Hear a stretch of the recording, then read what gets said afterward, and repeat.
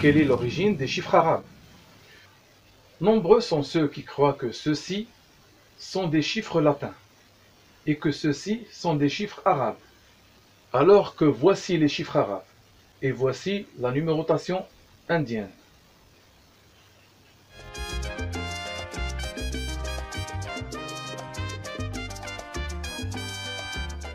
En fait, ces chiffres ont été inventés par un génie musulman, un chercheur de gros calibre, connu dans plusieurs disciplines scientifiques. Commençons par une simple explication de la logique unique et bien établie sur laquelle il s'est basé pour imaginer ces chiffres. Puis, découvrons brièvement l'identité et l'histoire de cet homme. Comment Al-Khwarizmi a inventé ces chiffres? Regardez ce chiffre 1 et comptez le nombre d'angles qu'il contient. Un seul, effectivement. Passons au chiffre 2. Mais attention, ceci est la forme initiale du chiffre 2. Il ressemble à la lettre Z. Combien d'angles voyez-vous? Le premier et le second. C'est tout. 2 angles pour le chiffre 2. Examinons ensemble la géométrie du chiffre 3. Nous avons 2 angles orientés vers la gauche et un autre vers le sens opposé. Ça nous donne 3 angles. Extraordinaire! Si vous écrivez le chiffre 4 de cette manière, il va certainement obéir à la même loi. Un premier angle, un deuxième, 3 et 4. Excellent! Passons au chiffre 5. Combien d'angles voyez-vous? 1, 2, 3, 4 et 5. Les bons comptes font les bons chiffres, n'est-ce pas? Chiffre suivant. Le chiffre 6. 1, 2, 3, 4, 5 et 6. Chiffre 7. Un angle, 2, 3, 4, 5, 6 et 7. Vérifions notre hypothèse avec le chiffre 8. 1, 2, 3, 4, 5, 6, 7 et 8. Qu'est-ce qui reste? Le 9 et le 0 qui est un peu spécial. Un peu de patience.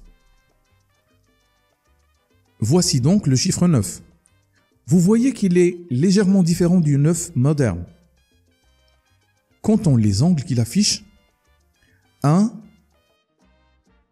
2, 3, 4,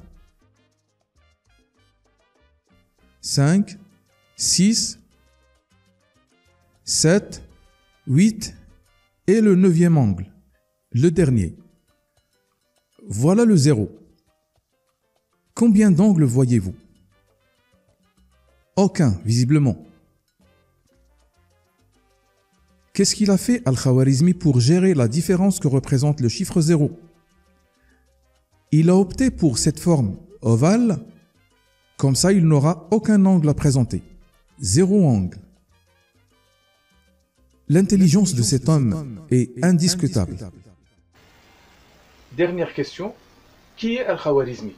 Al-Khwarizmi. On l'appelait Abu Ja'far. Son nom complet est Abu Abdillah Muhammad ibn Moussa Al-Khwarizmi.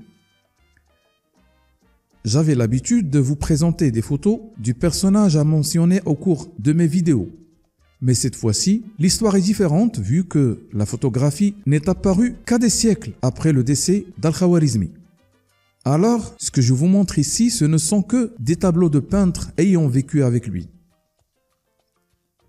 On l'appelait Al-Khwarizmi car il est originaire de Khawarizm, situé dans la province de Khorasan ou Khorasan, en Ouzbékistan. Utilisons Google Maps pour voir où se trouve cette région. Al-Khawarizmi est né en 781. Franchement, on n'est pas sûr de l'année exacte de sa naissance. C'était un mathématicien, astrologue et géographe musulman. C'est le fondateur de la science de l'algèbre, l'un des mathématiciens pionniers musulmans. Ses œuvres ont contribué fortement au progrès des mathématiques à son époque. Comme il a pu gagner la confiance du calife abbasside Al-Mamoun, qui était le fils de Harun al-Rachid, il a eu accès au Beit al-Hikma, maison de la sagesse de Bagdad. On lui a confié la réalisation de la carte du monde, tâche pour laquelle 70 géographes travaillaient sous sa responsabilité. Il a produit un grand nombre d'œuvres mathématiques, astrologiques et géographiques. Le plus important de ses livres était l'abrégé du calcul par la restauration et la comparaison. Pour ceux d'entre vous qui aiment les maths, ce livre est téléchargeable gratuitement sur plusieurs sites internet. Dans cette œuvre, il a inventé la première solution méthodologique des équations canoniques et le carré de l'inconnu. Son livre a été traduit au latin en l'année 1145 par le chercheur Robert of Chester, ce qui a permis l'introduction de nouveaux concepts aux langues latines, tels que algèbre et zéro. En anglais, les termes algorithm et algorithm viennent de algorithmie, qui n'est rien d'autre que la forme latine de son nom Al-Khawarizmi. Les deux mots veulent dire chiffre. À la fin de cette vidéo, j'espère que vous avez tiré profit de ces nouvelles notions. Merci d'interagir avec votre chaîne. Likez, commentez, abonnez-vous, activez la clochette des notifications et partagez les liens des vidéos au maximum avec vos amis. Merci.